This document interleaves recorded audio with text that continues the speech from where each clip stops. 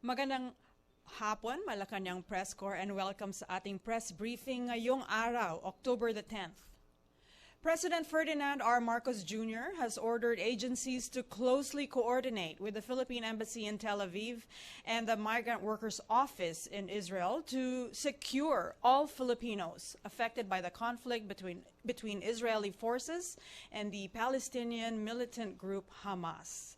The Departments of Foreign Affairs and Migrant Workers and the Overseas Workers Welfare Administration are working double time to ensure the safety of Filipinos affected by the situation in Israel. And to give us an update on this, we are joined by Foreign Affairs Undersecretary Eduardo de Vega, DMW OIC Undersecretary Hans Leo Kakdak, and OWA Administrator Arnel Ignacio. Good afternoon, gentlemen. Let's start with Yusek de Vega.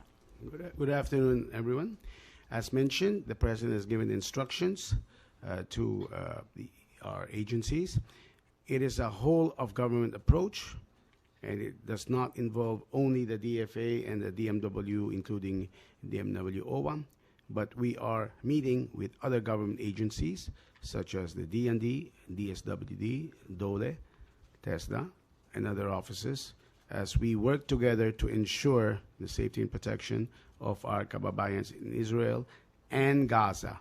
Let us remember that the situation is not just one which affects territory which is now in the state of Israel, but also in Palestine, specifically in the Gaza Strip, where there has been a shift in the center of hostilities after the weekend where we saw, and you have reported, the Hamas attacks on the south of Israel.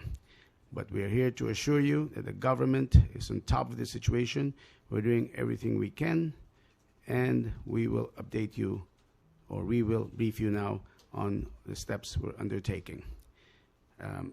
Aside from the Philippine Embassy in Tel Aviv, our embassies in Amman, Jordan, which has jurisdiction over the Palestinian territories, and Cairo, Egypt, because it is at the border of Gaza, are also part of our working group. All right, so I'd like to turn over to you, Yusek Hans Kakdak, OIC Hans Kakdak, actually, of the Department of Migrant Workers, to talk about the situation involving our Filipino workers in Israel so far. Yes, thank you, Yusek Ed and Admin Arnel and Sec Daphne and everyone here. Greetings to everyone. Since the presidential directive to monitor the status of our dear OFWs in Israel, last Saturday we put up the 24/7 Task Force Israel Help Desk over to DMW OWA, and we have received 83 requests for assistance from OFWs and OFW families, and we had updated the status of 76 of the 83 OFWs mentioned in the request for assistance, and are still seeking updates on the status of 7 more. And of course, we also put out a Google survey. We emailed, because we do have the email addresses of OFWs in Israel, so we put out a Google survey through the emails of the OFWs, and 313 had already responded from the affected areas and had marked themselves safe in the affected areas, where there's an approximately around 300 plus OFWs. When I say affected areas, I mean to say the southern part of Israel that is close to the Gaza Strip border. And lastly, my last update would be yesterday, Labor Attaché Rudy Gabasan and OWA Welfare Officer Dina Ponciano, of course tasked by myself and Admin Arnel, to proceed to Beersheba and visit the hospitalized OFW whose right arm had been grazed by a bullet. He is fine, in good spirits, recovering, and is, as we speak, being transferred from Beersheba up to Tel Aviv. It was also a chance for Labat Gabasan and Welfare Officer Ponciano to visit what we call the rescue areas or centers that have been put up by the Israeli government. You know, the Israeli government, coordinated by the PE Embassy in Tel Aviv, IDF had been undertaking rescue efforts on the ground. And sino man nasasagip nila, dinadala dun sa rescue areas. At dinalaw yon ni Labor Attaché Gabasan and Welfare Officer Ponciano. At doon nagbigay ng ayuda, of course, aside from checking up on the well-being, not just physical, but the psychosocial well-being of our OFWs there. So the effort continues, and with respect to our dear OFWs, and hopefully things will, the situation on the ground will get better, and we'll have more peaceful resolutions to the current conflict so that our OFWs can resume their work. Thank you. As you may have seen, OWA is in a 24-hour non-stop work mode, and we're also in full cooperation and full coordination with the DFA, the DMW, and the IDF in Israel. And we put up a command center in OWA. And currently, yung pong ilan sa ating mga kababayan na huminga ng tulong, dyan po dumadaan lahat. And kung ano man ang aming pong the information that we get, we always coordinate with with the DMW and the DFA.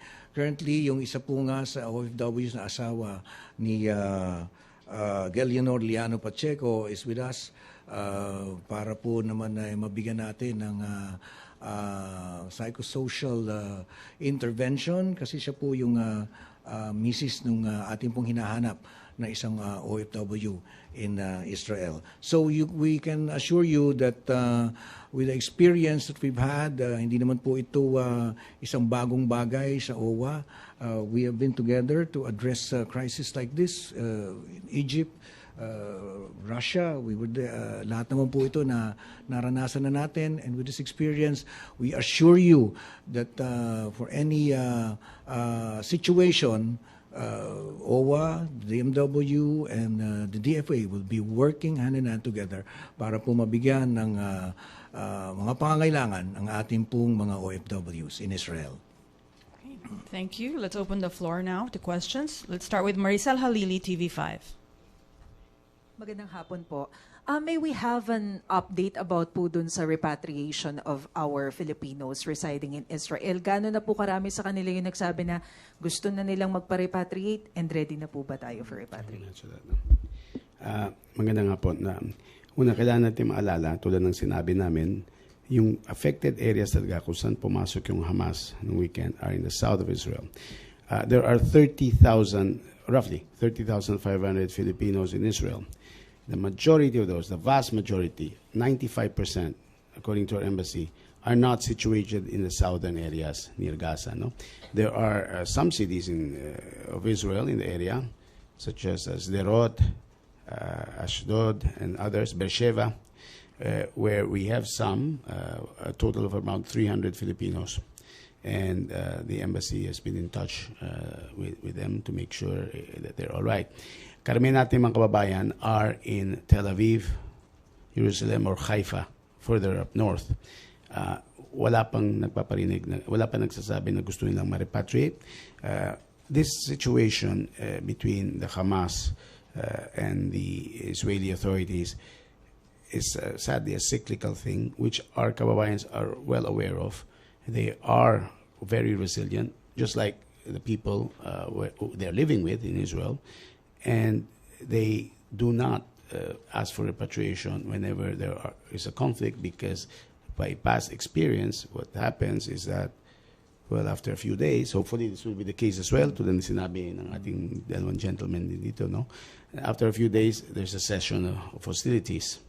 So they haven't asked. We are ready to repatriate them, to bring them home if that's what they want.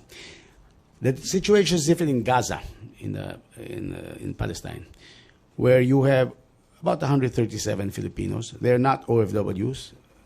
They are Filipino family members. They are Filipinas married to Palestinians, and some of the 137 are their minor children, so they are also Philippine nationals. And parami ng parami, but right now, according to our embassy in Amman, there are about 38 who have asked to be repatriated, and we are in the process, and we are working on it. So, dun po, sa Gaza, meron nagpaparepatriate, sa Israel, wala po. Sir, Just a quick confirmation. Meron na po ba tayong balita kung totoo na merong fatalities na Filipino in Israel? Because merong lumalabas na news na mukhang meron na raw. We have heard that. We cannot confirm that because we do not want to cite, to confirm anything without being 100% sure of the facts. May I ask my colleagues here also to give the perspective from the DMW and OVA? Yes, as far as we have been told by the Philippine Embassy, there is also close coordination with the IDF, International Defense Forces. Of course, for OFWs, we are also in touch with their employers so that we can get the full facts.